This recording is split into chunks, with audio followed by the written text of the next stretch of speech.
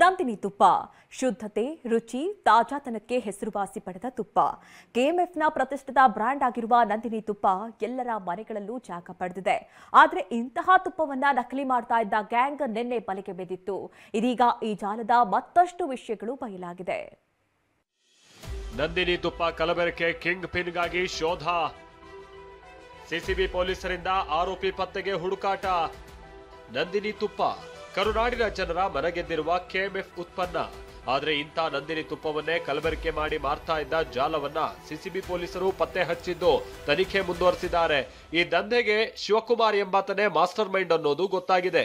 ಈ ಹಿಂದೆ ಜೈಲು ಸೇರಿ ಹೊರಬಂದಿದ್ದ ಕ್ರಿಮಿ ಮತ್ತೆ ನಂದಿನಿ ತುಪ್ಪ ಕಲಬೆರಕೆ ಜಾಲದಲ್ಲಿ ಭಾಗಿಯಾಗಿದ್ದ ಅನ್ನೋದು ತಿಳಿದು ಬಂದಿದೆ. ಈ ಕ್ರಿಮಿಯ ಪತ್ತೆಗಾಗಿ ಸಿಸಿಬಿ ಪೊಲೀಸರು ವಿಶೇಷ ತಂಡ ರಚಿಸಿ ಶೋಧ ಕೈಗೊಂಡಿದ್ದಾರೆ.